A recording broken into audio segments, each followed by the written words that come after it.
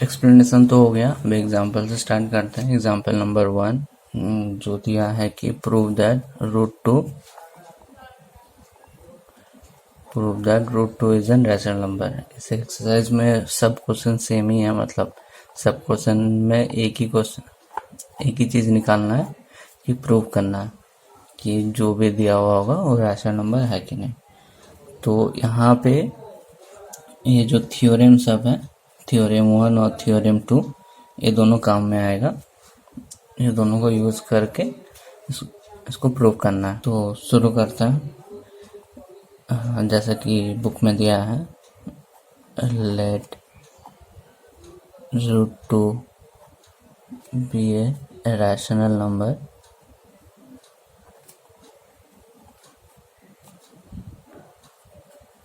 Then. तो rational number का हम लोगों को क्या पता था कि होगा root two equals to x by y where y is not equals to 0 and x and y are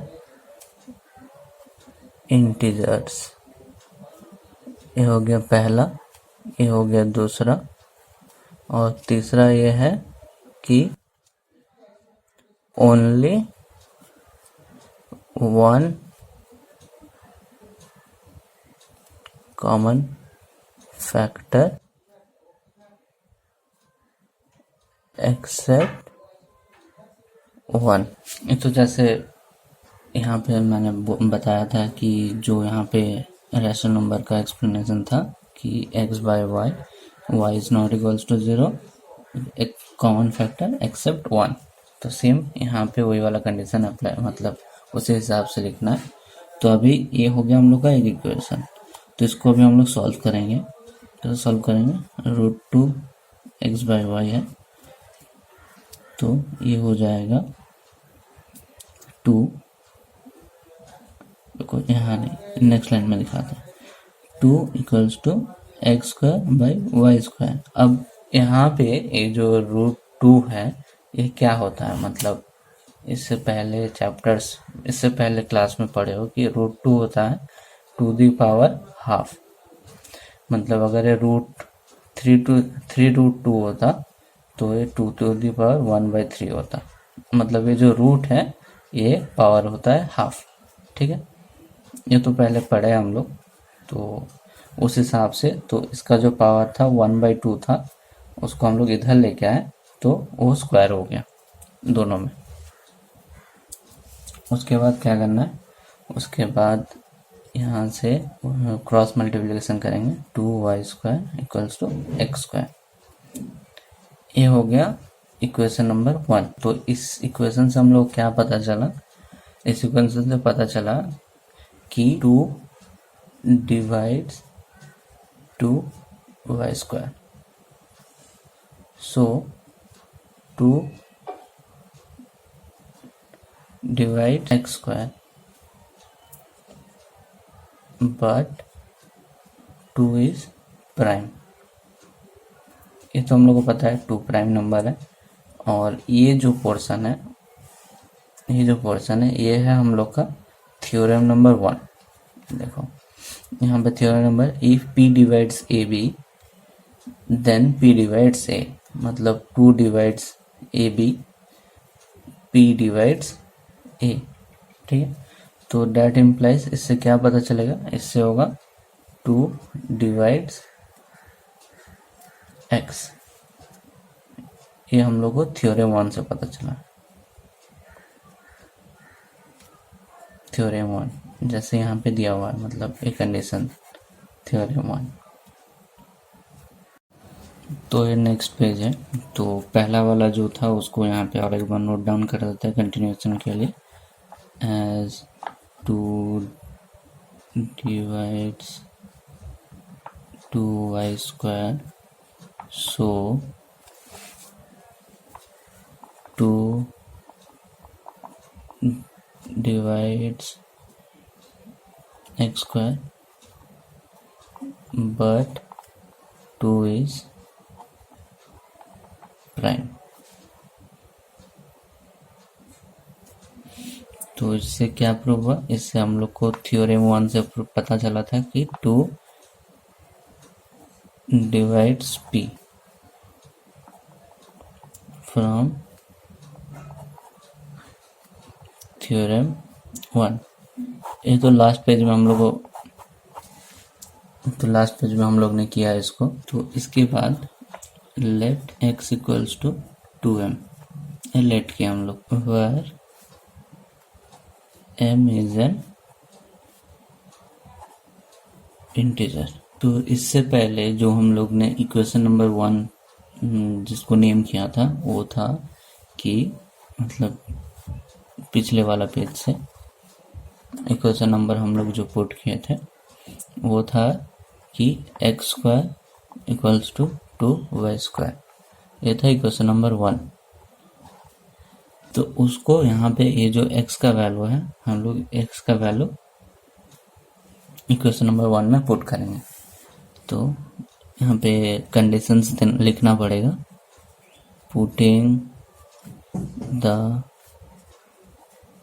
value of x in equation 1। तो इससे हम लोग क्या पता चला, एक्स स्क्वायर तो ये हो जाएगा 2m whole to the power square equals to 2y square, 2y square. ठीक, तो ये वाला सॉल्व करने से होगा 4m स्क्वायर 2y स्क्वायर। तो ये कैंसिल आउट हो गया। तो इससे क्या पता चला, 2m square equals to y square. तो अभी ये फिर सिमिलर इक्वेशन हो गया इसके जैसा। तो इसको हम लोग सेम इसी तरीके से, मतलब जैसे कि यहाँ पे है कि as 2 divides 2m square, so 2 divides y square, but 2 is prime। Similar point हो गया। तो इससे हम लोग को फिर से थ्योरम 1 को यूज करके, मतलब थ्योरम 1 में जो था उससे हम लोग को पता चला कि ये होगा 2 डिवाइड्स q।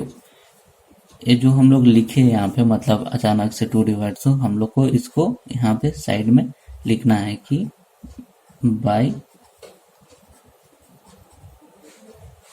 थ्योरम 1, हर जगह लिखना है, मतलब बाय थ्योरम 1 हो या फिर बाय थ्योरम 2 हो, एक कंडीशन हम लोग को लिखना पड़ेगा। ऐसे अचानक से लिख देने से मतलब कंप्लीट नहीं होगा, ये इनकम्प्लीट हो जाएगा।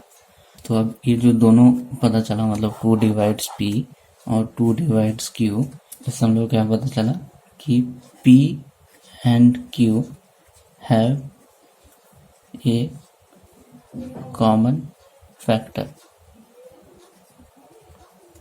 2। तो ये हो गया मेन, मतलब ये सोल्यूशन है। बट इसके बाद तो हम लोग को प्रूव करना था कि जो रूट 2 है इसको हम लोग को प्रूव करना था कि इरेशनल है। ये तो p और q नहीं था, x y है, हैव ए कॉमन फैक्टर 2। उसके बाद है दिस कॉन्ट्राडिक्ट्स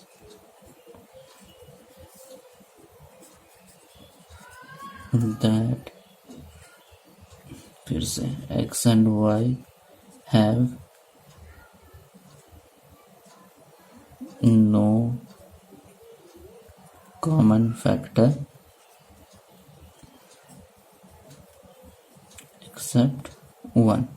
ठीक है, तो ये वाला कंडीशन तो हम लोग का फुलफिल हो गया, जो कंडीशन था इरेशनल नंबर होने के लिए। तो रूट 2 इससे प्रूव हो गया कि root 2 is not rational number. तो अब रैशनल नंबर नहीं है तो रूट 2 हो गया इरेशनल नंबर। तो इससे पहले वाला तो एक टाइप का हो गया, मतलब जिसमें सिर्फ सिंगल नंबर है, तो हो गया। अभी जो एग्जांपल 7 में है, एग्जांपल 7 में जो है ये नहीं 7 नहीं, एग्जाम्पल 6 जो है वो एक इक्वेशन है, तो उसको करते हैं 7 - 2√3 इज इरेशनल नंबर। इसको प्रूव करना है, मतलब जैसे कि मैंने बोला कि हर एक क्वेश्चन इसमें प्रूव करने वाला है, तो ये भी सेम वही है, इसको भी प्रूव करना है कि 7 - 2√3 इज इरेशनल नंबर। ठीक, तो सिमिलरली हम लोग इसमें भी एज्यूम कर लेंगे, let 7 - 2√3 is a rational number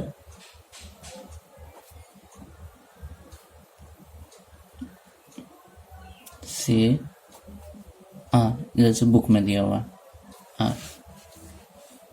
तो इसके बाद क्या होगा, सिमिलरली जैसे किए थे हम लोग 7 - 2√3 equals to R, that implies 2√3 equals to 7 - R।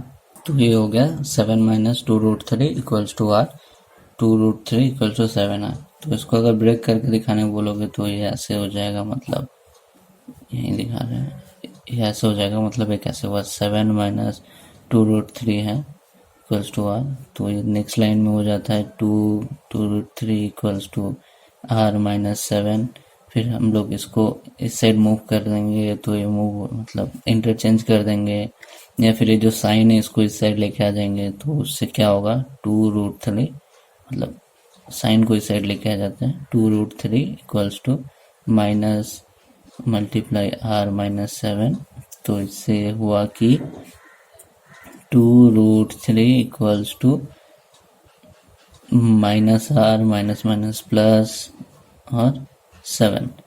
तो इसके लिए हम लोग ये वाला जो पोर्शन है इसको अलग से हम लोग लिखे हैं 7 - R। ठीक है, तो यहाँ से ये वाला लाइन से इसका जो एक्सप्लेनेशन है वो है ये, मतलब कैसे हुआ इन शॉर्ट। तो अभी इसके बाद इस लाइन के बाद होगा, तो इस लाइन के बाद होगा यहाँ पे हम लोग इस साइड पे √3 को रख दिए इक्वल्स टू 7 - R/2। ये हो गया, इसके बाद और सॉल्व नहीं होगा, यहाँ पे कंप्लीट हो गया। तो जैसे कि हम लोग को पता है, मतलब हम लोग जैसे यहाँ पे लेट किए थे कि R इज रैशनल, तो इससे क्या पता चला कि 7 - R इज रैशनल। इससे ये इम्प्लीफाइज हुआ कि 7 - R/2 is rational,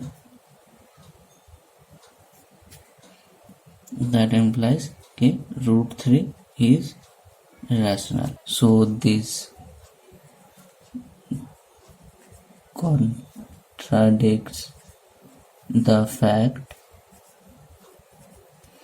that √3 is irrational. 7 - 2√3 ये इन टोटल irrational है, टोटल इरेशनल है। तो मैंने तो ऐसे मतलब स्केलेटन के हिसाब से किया है आप लोगों को समझाने के लिए। तो यहाँ पे जो बुक में जैसा लाइन टू लाइन जैसे सब लिखा हुआ है, तो आप लोग को वाला फॉलो करना पड़ेगा, तब जाके फुल नंबर आएगा, वरना ये तो मैंने समझाने के लिए बस स्केलेटन किया है, जितना कम लिखने का हो सके, कितना कम लाइन होगा उस हिसाब से मैंने किया है इसको। तो इस साइड का पोर्शन तो खाली रह गया। तो इसके मैंने बहुत सारा एग्जांपल देखा कि सब में तो ऑलमोस्ट थ्योरम 1 ही यूज़ किया है। ये जो इसके का ऊपर वाला मतलब एग्जांपल 5 जो है उसमें थ्योरम 2 को यूज़ किया है, तो उसको भी एक बार देख लेते हैं। इसमें क्या है, इसमें पूछा है सेम कि √10 को इरेशनल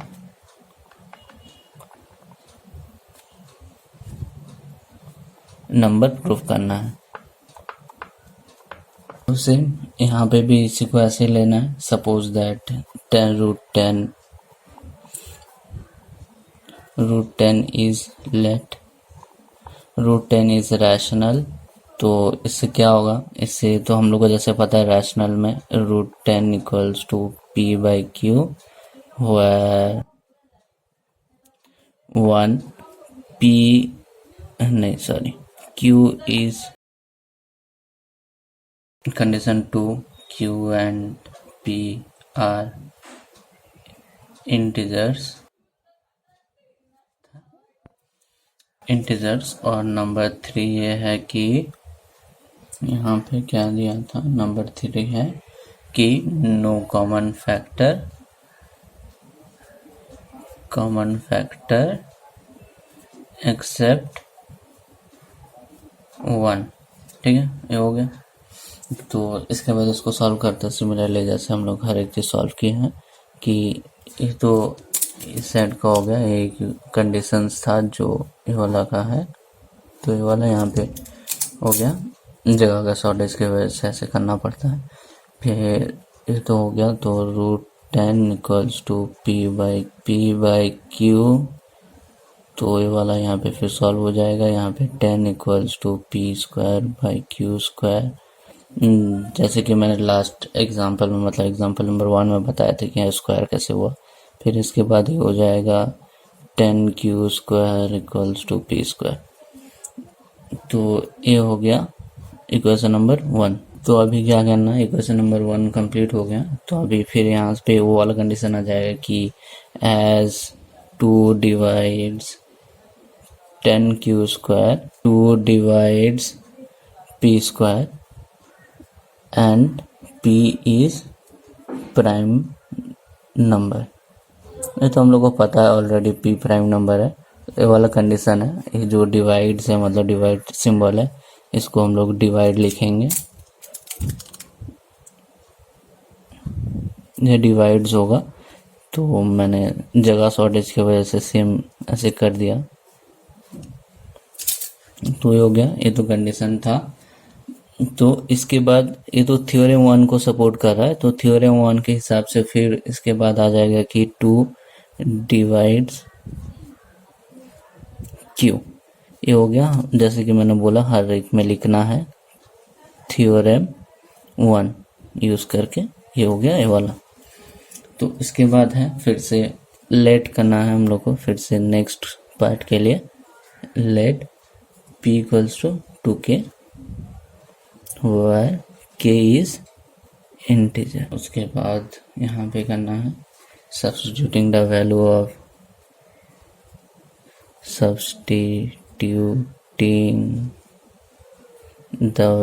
स्पेलिंग के लिए sorry in value of k in equation 1। तो इससे क्या प्रूव होगा, इससे ये हो रहा है कि 2x whole square equals to 10q square, तो इससे प्रूव होगा 2k square equals to 5q square. ठीक है, ये वाला हो गया। तो ये एक इक्वेशन है और ये एक इक्वेशन है। सिमिलरली जैसे यहाँ पे हम लोग यूज़ किए थे, तो उसी हिसाब से यहाँ पे भी सेम होगा यहाँ पे, लेकिन हम लोग थ्योरम 2 यूज़ करेंगे। यहाँ पे थ्योरम 2 यूज़ करने के लिए जैसे कि फिर यहाँ पे बुक में दिया है, तो यहाँ पे जो है यहाँ पे जैसे दिया हुआ है फिर से similarly 2 divides 2k square 2 divides 5q square, that implies 2 divides 5 और 2 divides q स्क्वायर। ये हो गया थ्योरम 2 यूजिंग थ्योरम 2। ठीक है, यहाँ पे आ गया थ्योरम 2 जैसे हम लोग पढ़े थे वहाँ पे। तो उसके बाद क्या होगा, but 2 does not divide 5 therefore 2 divides q square, that implies 2 divides q। ये तो फिर थ्योरम 1 हो गया, थ्योरम 1 तो उसके बाद सिमिलरली जो है कि P and Q have a common factor too, which contradicts that P and Q have no common factor, और उसके बाद जिससे प्रूव होगा कि 10 is a irrational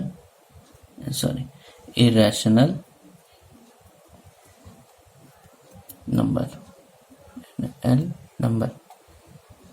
तो ये हो गया कंप्लीट।